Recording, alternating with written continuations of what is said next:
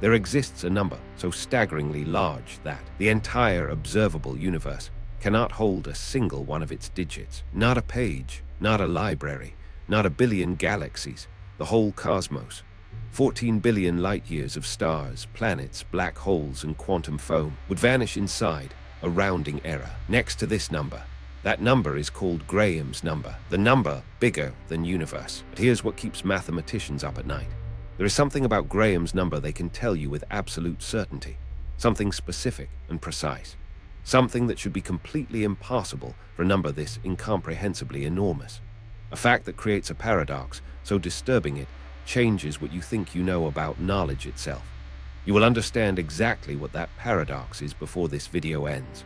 Most people won't make it past the 3-minute mark. If you do, you will understand something about reality that almost no one ever grasps. By the end of the number that's bigger than the universe, you'll know how Graham's number was born, why it makes the entire cosmos feel like a rounding error, and that paradox, the one impossible thing, it's coming.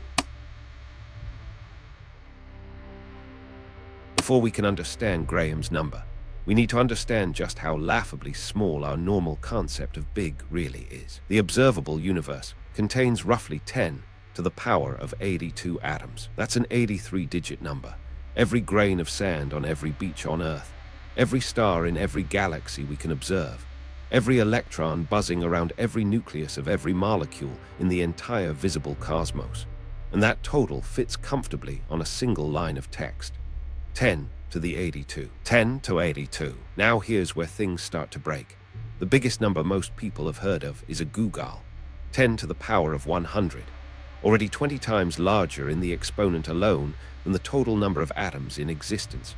But a googol is nothing. It's a rounding error. It's so vanishingly small compared to what's coming that the difference between 1 and a googol is completely and utterly meaningless in this context. The numbers we're heading toward today don't just beat the googol. They make the googol invisible. They make the number of atoms in the universe invisible. And the next step, the number you're about to hear, makes even that sound almost quaint.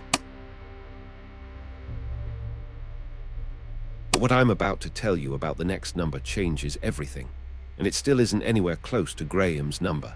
A googolplex is 10 to the power of a googol, 10 raised to 10 raised to 100. You cannot write a googolplex down, not because you'd run out of paper, because you would run out of universe. The number of digits in a googolplex exceeds the total number of atoms in the observable cosmos. Even if every single atom were a digit, you still couldn't write it. You'd need more atoms than exist. And yet, this is the critical thing.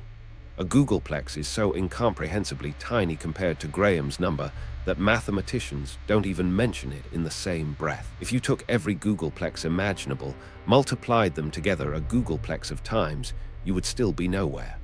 You would be further from Graham's number than a single atom is from the entire observable universe.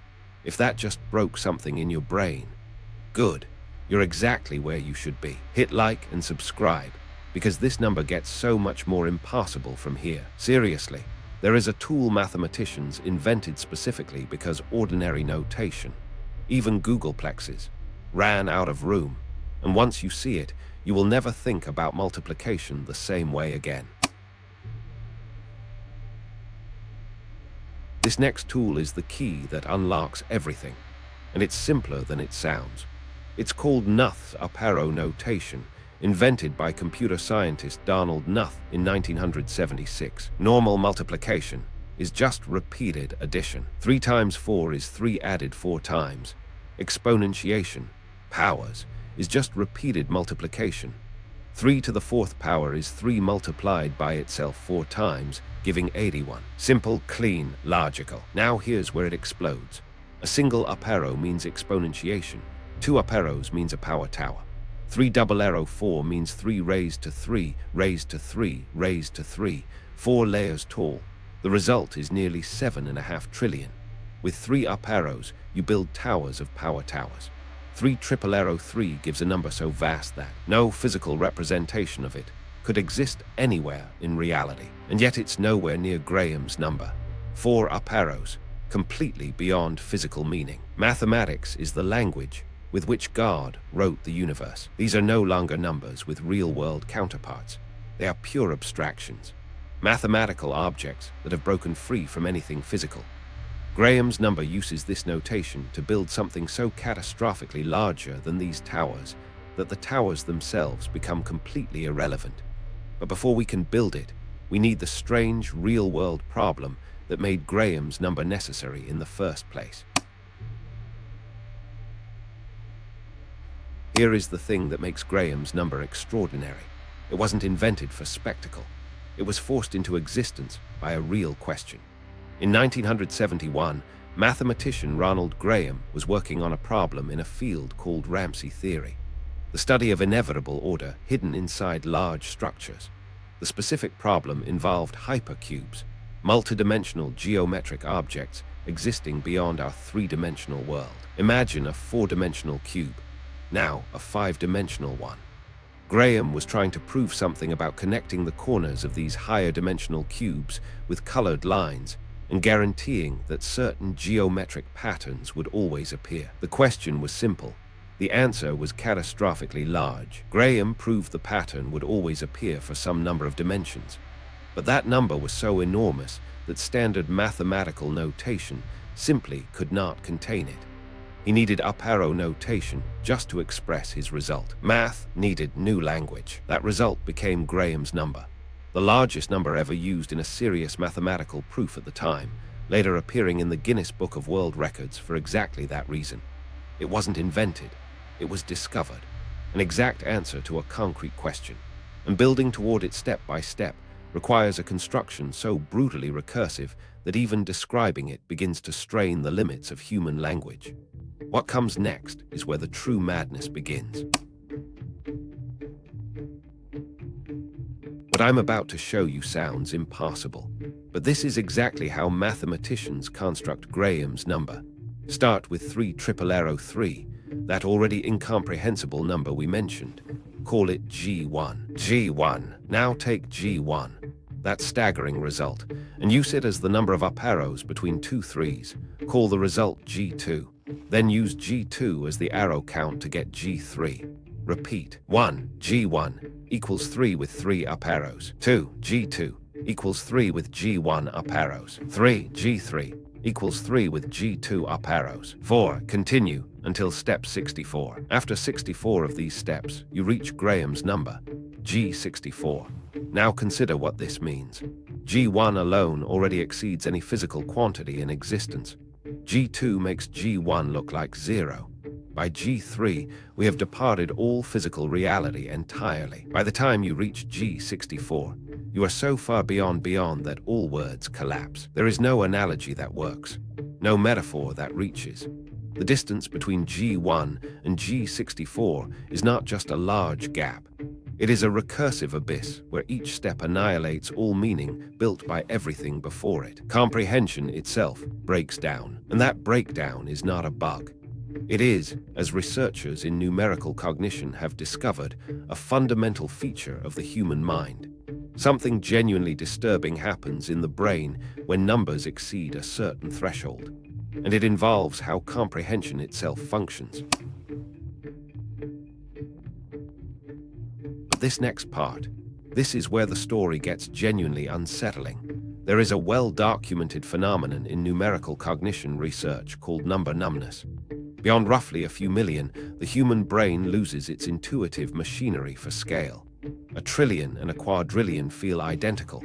They are both just big. Your brain lies to you. The infinite. No other question has ever moved so profoundly the spirit of man. But with Graham's number, something more fundamental occurs. It isn't just that you can't picture it emotionally.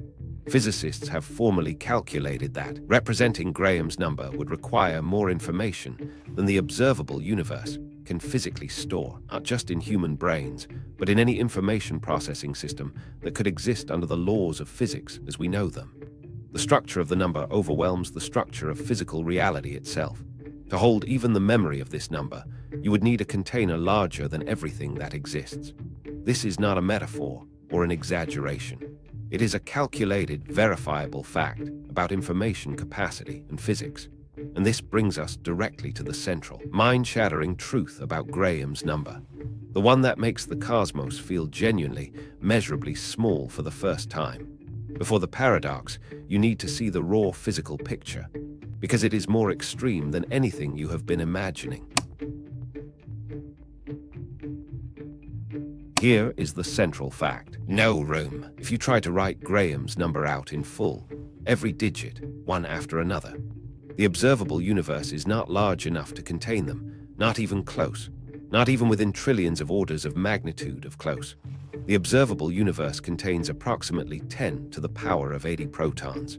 At the absolute quantum information limit, each proton can store roughly 1 bit. So the maximum information capacity of the entire observable cosmos is around 10 to the 80 bits. Graham's number has incomparably more digits than the universe has particles. We are not talking about needing 2 universes or 1 trillion universes. The number of universes you would need to write Graham's number is itself a quantity that dwarfs Graham's number. The physical world does not fall short. The physical world becomes completely irrelevant when standing next to it. Math broke physics. This is what makes Graham's number philosophically significant, not just mathematically interesting. It proves that mathematics operates in a domain that physical existence cannot reach, contain, or verify. Numbers exist that no universe could ever hold. But here's what makes this stranger still. Somewhere inside the properties of this uncontainable number, a secret is hiding. Something precise, something known, something that should be completely impossible. And the next number you're about to hear makes Graham's number look as small as that single atom we started with. Graham's number held the record as the largest number used in a serious mathematical proof for years. Then mathematicians found something that made it look like 0. Tree of 3. Tree 3. A number arising from a deceptively simple combinatorial game involving trees and 3 colors. A problem a child could understand in minutes.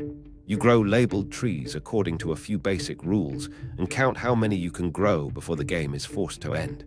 The answer is tree 3, a number so astronomically, catastrophically larger than Graham's number that the comparison makes no mathematical sense. Graham's number is not a stepping stone toward tree 3.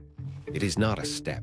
The difference between Graham's number and tree 3 is more incomprehensible than the difference between 1 and Graham's number. Tree of 3 makes Graham's number as negligible as 1 makes Graham's number. And beyond tree 3, there is Rayo's number, defined as the largest number expressible using a googol symbols of first-order set theory.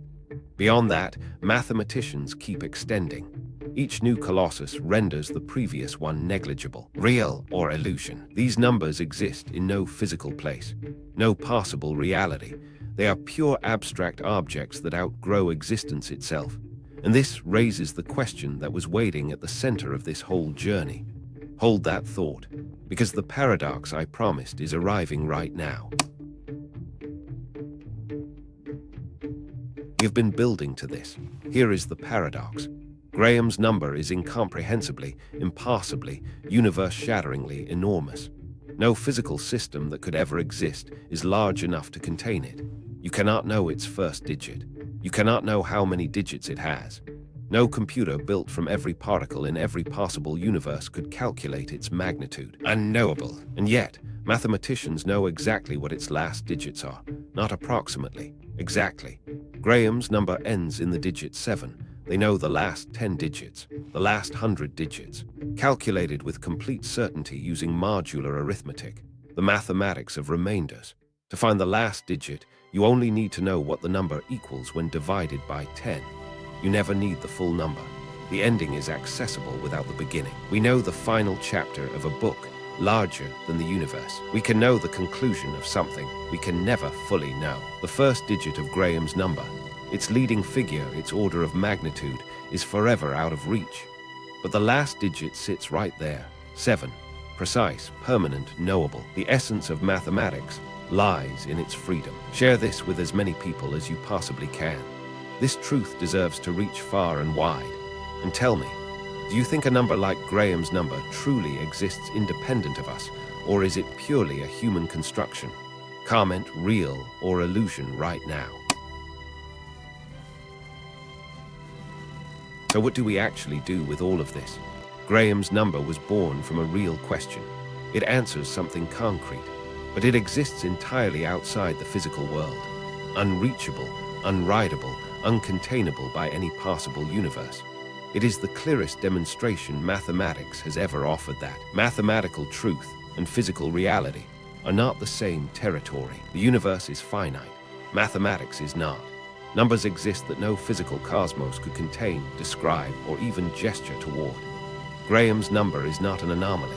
It is an invitation to reconsider what existence means. For centuries, humans assumed mathematics described the physical world. Atoms, forces, fields, all captured by equations. But Graham's number and tree, 3, beyond it, and Rayo's number beyond that, suggests something different. Math outlives reality. Mathematical objects may exist independently of any universe that could hold them. And if that is true, then everything we call reality, all of space, time, matter, and energy, may be just a tiny, finite corner of a much larger, abstract existence. The universe is everything you can see, touch, and measure. But mathematics reaches somewhere else entirely. A place with no atoms, no particles, no light, just structure, just truth, just numbers so vast that existence itself becomes a footnote. Pure mathematics is, in its way, the poetry of logical ideas. The truth is stranger than anything you could ever make up. The paradox I promised you at the very start is now fully resolved. Graham's number is too large for the universe to contain. Every particle, every quantum of energy, every corner of space. And yet we know its final digits with perfect certainty. The last digit is 7.